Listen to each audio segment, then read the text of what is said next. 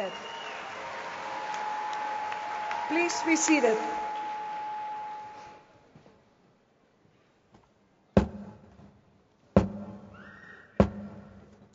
Nova Southeastern University, the 45th Annual Commencement Exercises. Greetings.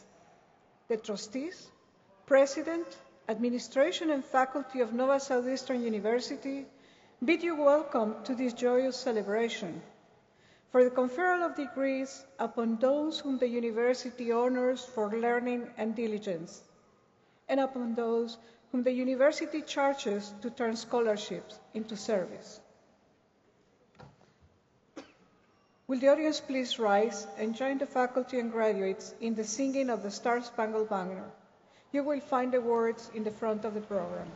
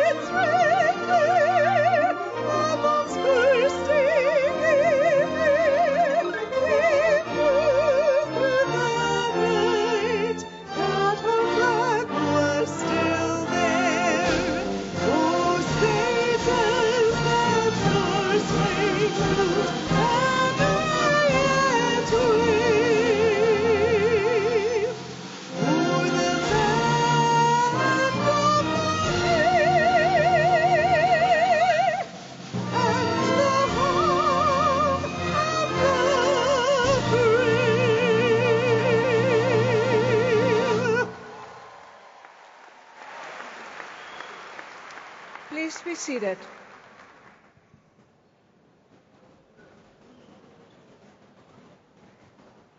At this time, it's my distinct privilege and honor to introduce to you Dr. Ralph Rogers, Provost and Executive Vice President for Academic Affairs. Dr. Rogers. Thank you. We welcome all of you who have joined us today to honor the members of the class of 2015.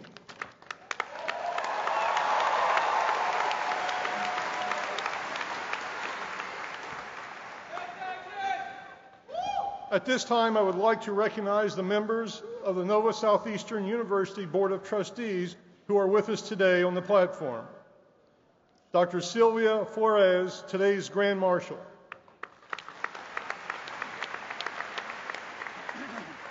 Trustee Steve Halmos.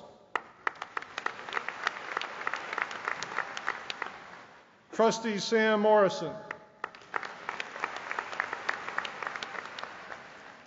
Trustee Martin Press. Trustee Kenny Tate.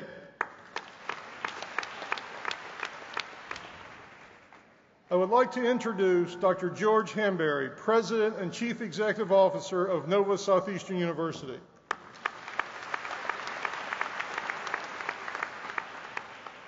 And Ms. Jacqueline Travisano, Executive Vice President and Chief Operating Officer. Also assisting us today for the hearing impaired is Kathleen Stevenson and Mr. Lisa Hendrickson from the Nationwide Interpreter Resource Incorporated.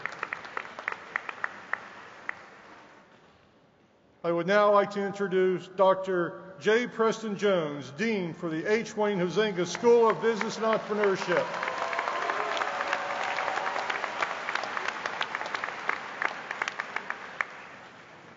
Thank you. A university becomes great not because of buildings or athletic accomplishments, but because it develops an outstanding student body through the guidance of their faculty. Also sitting on the stage in front of me today and in the first rows in front of the stage are the distinguished members of our faculty. To receive and deserve the recognition of the graduates you have educated and inspired, as well as the thanks of their families and friends, will my talented and dedicated colleagues please rise.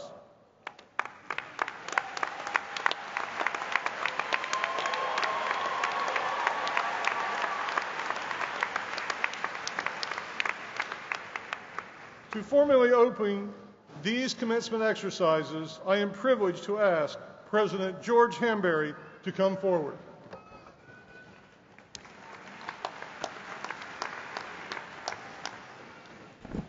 Thank you, Dr. Rogers, and thank you, ladies and gentlemen, members of the Board of Trustees, Mr. Neil Asbury, and to all of you who've come to publicly witness your sons, your daughters, your loved ones, relatives to be recognized today. This is the first year in which we now have commencement on the Fort Lauderdale campus. And I hope that you recognize that this is indeed your campus. Whether you are online, in the classroom at this campus or in the regional campus, you are Sharks. Right. Now, sharks have fins, and we do what? Fins up, everybody. Now, remember that, because today is your commencement. And even though we've started a tradition of having all commencements on this campus, today is not about tradition. Today is that public celebration and witness of 350 of you to receive your Master's in Business Administration or Master's in Business International Administration, the class of 2015. Go Sharks!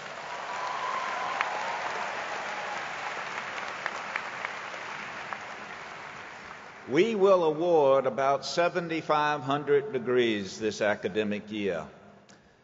350 of you, as I said, are being publicly witnessed and will cross the stage.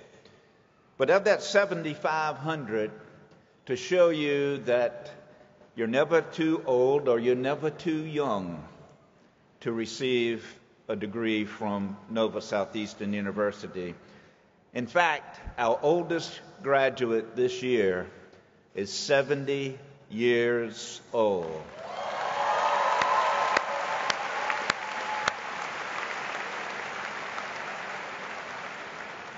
Now, I'm not saying it's in this audience. Our youngest graduate is also not in this audience, 19 years old.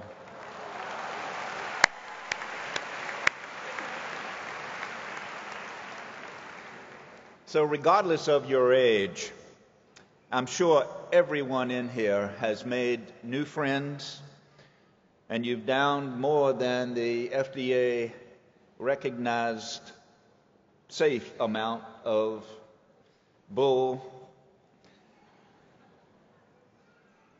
Red Bull, that is. And you all stand here today ready to face the future and to be that incomparable class of 2015. As a group, you really have reached a global economy. Not only does this graduating class hail from the state of Florida, but from several other states such as California, Georgia, Louisiana, Maryland, New Jersey, New York, North Carolina, Pennsylvania, and the Commonwealth of Puerto Rico and Texas, and from countries such as Jamaica, the Bahamas, or China, Honduras, the Philippines, or Italy.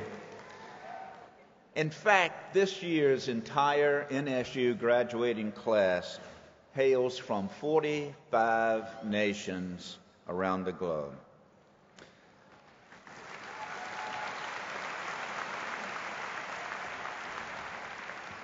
One thing all of you had in common when you came here is that you had limitless hope, with no idea of where you would wind up. Today, you still have limitless hope and no idea of where you will wind up.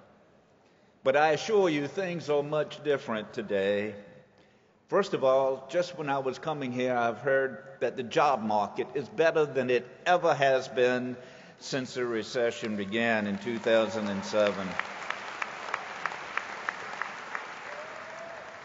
And now, armed with your new degree, you will be and you are better prepared, even though you may not know what your future holds for you.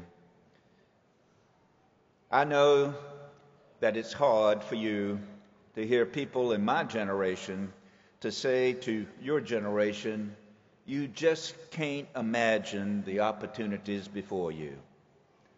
But it's really true.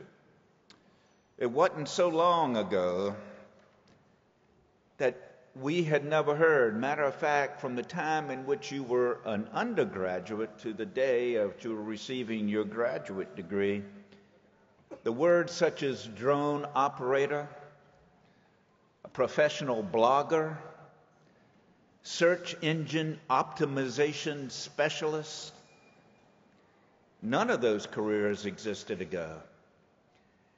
And in the last 15 years, I was just reading that 3 young students from Stanford had the temerity to try to raise $100,000, and today that business is worth close to $400 billion, and it's called Google. Less than 15 years ago. So, it's not what you don't know how the future will hold. It's what you do know so you can handle what you don't know in the future. And that's what NSU and the entire faculty and staff have attempted to try to do. And it's been up to you that we hope that we have unleashed your potential to be a leader and to be knowledgeable of not what you don't know, but how to be intuitive and entrepreneurial and develop something in the future that none of us know about today.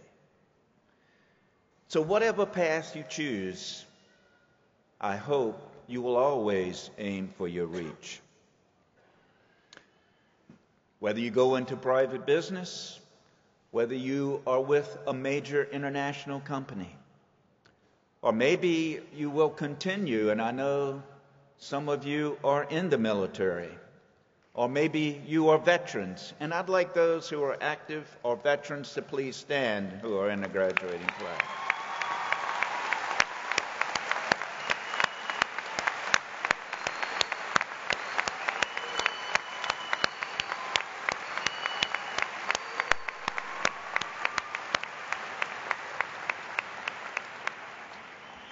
And I also know many of your loved ones and families are either active military or been in the service.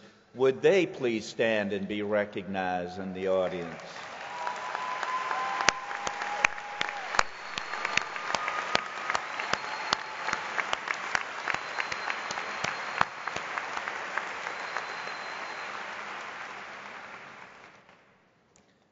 So regardless of the path you choose, private business, entrepreneurship, military, private service, not-for-profit service, governmental agencies, you will be successful.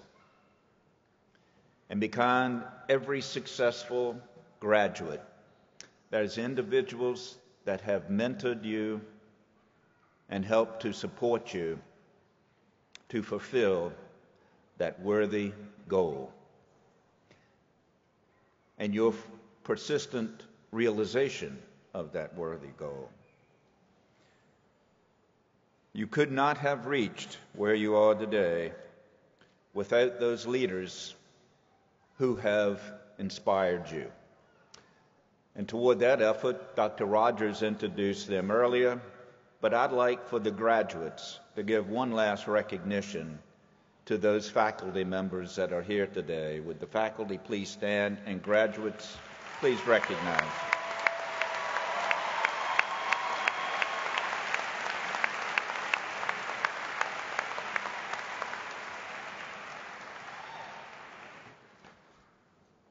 And obviously the other group that knew you long before the faculty ever conceived the concept of trying to talk about increasing at a decreasing rate for marginal gains, was your family. Would the family and loved ones of the graduates please stand, and graduates, recognize them.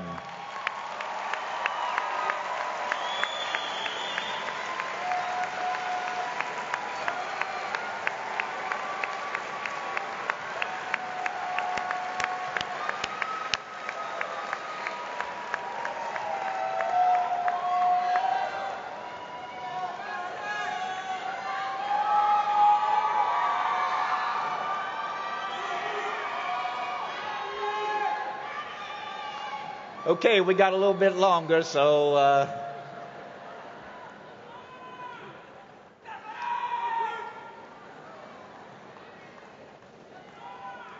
this business group is a rowdy crowd.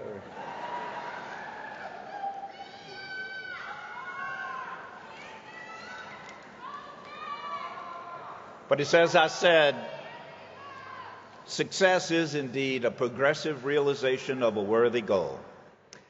Each of you have been progressively realizing the worthy goal you will receive today. And to me, that's success. So every graduate, all 350 of you, are successful. So I hope you continue to conduct yourselves realizing a worthy goal.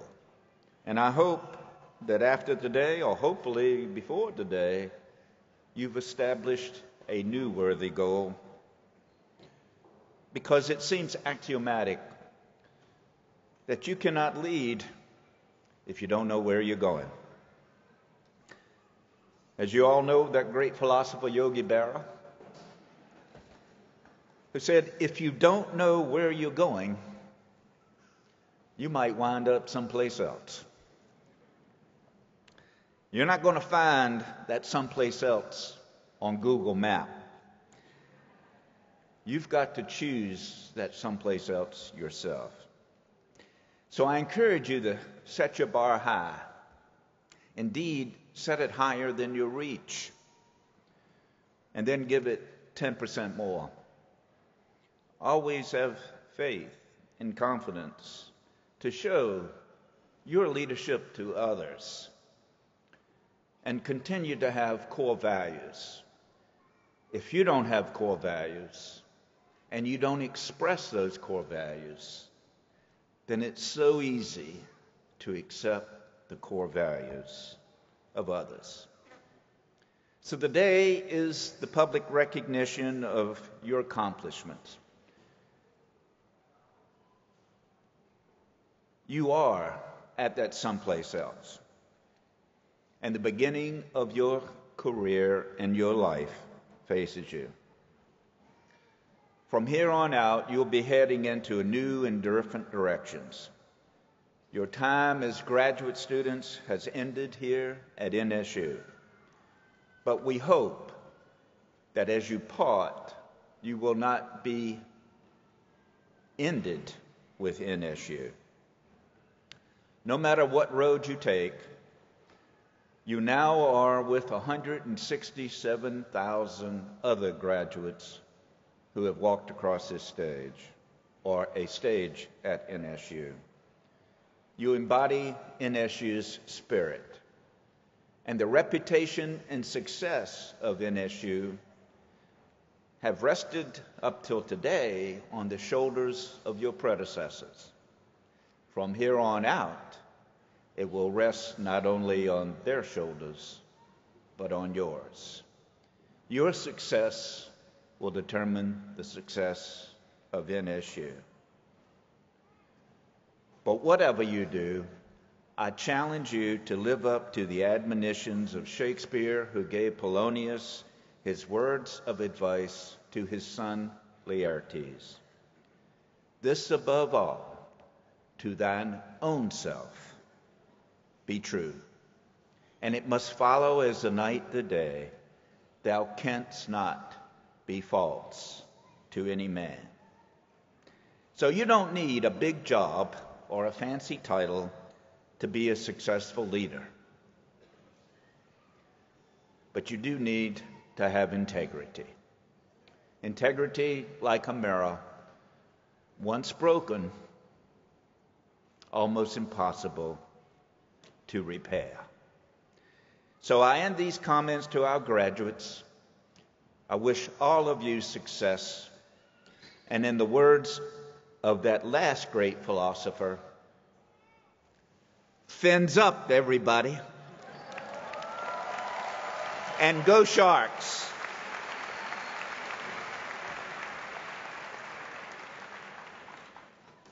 And now I'd like to have the pleasure to introduce you to Mr. Neil Asbury to give today's commencement address.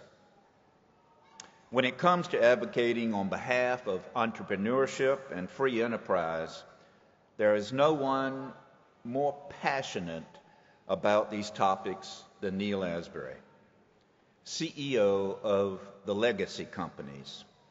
It's no coincidence that he was the 2008 recipient of the coveted United States National Champion Exporter of the Year Award. Each year, Mr. Asbury hosts the national syndicated talk radio called Neil Asbury's Made in America, produced by Radio America. This has become a nationally respected forum for reinvigorating the entrepreneurial spirit that has made U.S. business the envy of the world in the pursuit of the American dream. He has published over 400 articles on global trade issues, writes a weekly column for Newsmax, and has published a book entitled Conscientious Equity, an American Entrepreneur's Solution to the World's Greatest Problems. Ladies and gentlemen, please welcome to the podium Mr. Neil Asbury.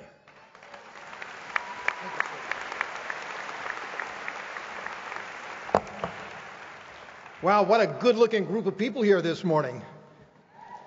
Yeah. You all must be so proud of these students. I know I am, and I know that the faculty members and the leadership here at NOVA is as well. I got to tell you, I was sitting here between Dr. Jones and Dr. Hanbury, just trying to imbibe all of this wisdom that I was sitting here on the stage. I could really feel it just kind of coming into me. I want to thank Dr. Hanbury and Dr. Jones for inviting me here this morning to address such a distinguished group of people on this very, very special day. You've all worked so hard and sacrificed so much to be here. I also just want to remind Dr. Hanbury, it's a little dangerous to hand over the microphone to a talk radio show host. But I know this, that I'm standing between you and your degrees. So that's a little overwhelming right now, so I'll make this brief. As we gather here today, we are at the crossroads of America's future. Do we stay with the status quo, or do we embrace the idea that America can and must do better? Do we believe that the American dream is something that used to be? Or do we believe that anyone could aspire to the American dream if they're just willing to put in the work and the sacrifice? Every generation is defined by its sacrifices and by its actions. Let me suggest that your generation be the one that refuses to be limited by the barriers put before you. Let your generation be the one that ignites the American dream in millions of our citizens that today feel so very, very left behind. I know this: as you pursue your dreams, you will help others to achieve theirs. My dream was to be a classical pianist. I discovered this quite late, actually. I convinced my father at 14 to buy me an old upright piano. I practiced at every opportunity I had. At 17, I was somehow able to pass an audition and get into a very, very good music school. My classmates and my contemporaries, many of them been playing since they were 4 or 5 years old. They were child protégés. They had parents and grandparents that were professional musicians. I struggled and I struggled and I struggled to keep up. I worked so hard. I studied so hard. I had almost no social life. I sequestered myself away in a little practice room, a little cubicle with my piano, where I feverishly worked on my Hanon exercises and my recital pieces. By the time I was a senior, it finally dawned on me. I was not good enough. I would never be good enough. I just did not have the talent. It was not within me. It didn't matter how much I worked and how much I sacrificed.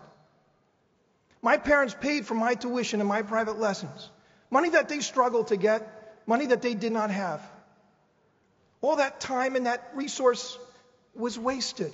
The time had finally come that I needed to confess to myself and to my family that I was a failure. But was I? This country has been founded by risk takers who have failed time and time again, but somehow they found the courage to pick themselves up, to dust themselves off, and to get right back into the game. Isn't that the essential American story? While studying at Yale University, Fred Smith wrote a paper that he presented to his business class, to his business management class. He got a near failing grade on it. It was for a paper to create a parcel service company that delivered packages overnight. Well, Fred Smith took his paper and went on to found FedEx. Billionaire Mark Cuban. He says he's failed at just about everything. He failed as a carpenter. He failed as a cook. He failed as a waiter. He said he couldn't even open a bottle of wine. But this is what he said about his failures. He says, I could fail many, many times. I only had to get it right once. Thomas Edison, one of the most prolific inventors in the world, has over 1,000 U.S. patents. As a young boy, he was told by one of his teachers that he was too stupid to learn anything and that he should find a career that did not require much intellect. Well, it took him 9,000 experiments before he successfully made the first light bulb. Walt Disney, he was fired by his editor because he lacked imagination. His first animation company went bankrupt. It is said that he went to over 100 potential lenders before he found anyone that would finance Disney World. Yes, I did fail. I failed in my first love. But I had the good fortune to be an exchange student for a year in London. And while I was there, I backpacked throughout Europe. And I discovered I had another love, I had another passion, and that was for international trade. So upon graduating, I was armed with my music degree. I moved to New York City, got an apartment in Hell's Kitchen on 44th and 10th when it was really Hell's Kitchen. I landed a job in the lower Fifth Avenue at an export management company. I was working in a mailroom. I was at the bottom of the pile. But I felt that I was on top of the world. Within 8 short years, I was living in Asia, founded my own company, had over 700 employees,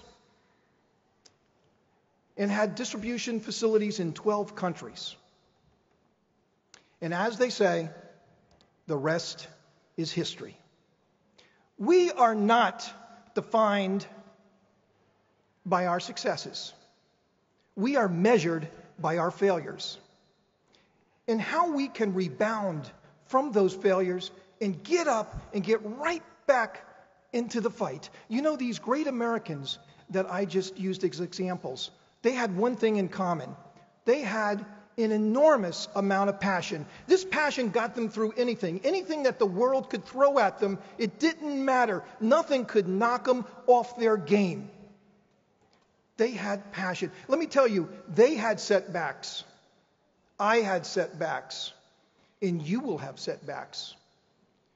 But use these setbacks as just another step forward to achieving your dreams.